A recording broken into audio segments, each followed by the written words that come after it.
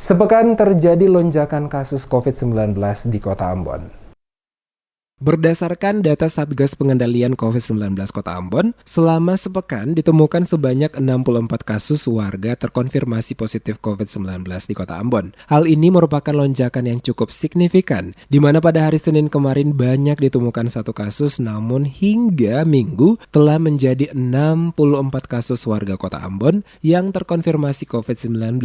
Dengan demikian telah terjadi kenaikan kasus yang cukup tinggi dalam sepekan di Kota Ambon. Kepala Dinas Kesehatan saat diwawancarai sejumlah wartawan di sela-sela kegiatan tes antigen yang diikuti guru dan siswa pada SMP Negeri 6 Ambon pada hari Senin mengakui telah terjadi kenaikan jumlah kasus yang terkonfirmasi COVID-19 di Kota Ambon dalam sepekan terakhir ini. Diakui Pelu PSI sesuai fakta yang ada dalam sehari terjadi penambahan 20 kasus, yakni pada hari Minggu 30 Januari dan hari Sabtu 17 kasus, sedangkan pada hari Jumat sebanyak 14 kasus yang ditemukan. Dan hal ini sangat berpengaruh pada zonasi Kota Ambon yang kembali berada pada zona kuning. Lonjakan kasus terkonfirmasi di Ambon ini disebabkan petugas dari Dinas Kesehatan melakukan tracking terhadap kasus awal pada orang-orang yang kontak erat dengan mereka yang terkonfirmasi awal secara lokal, dan ada juga yang baru tiba dari perjalanan luar daerah. Ditanya menyangkut penyebaran varian Omikron di Kota Ambon, Pelu PSI menjelaskan belum mengetahui karena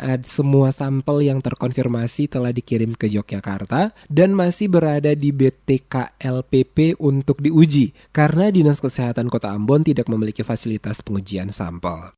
Jadi hari Senin itu satu kasus. Nah sampai dengan kemarin itu hari Minggu itu 64 kasus. Berarti kan kenaikannya cukup cepat seperti itu.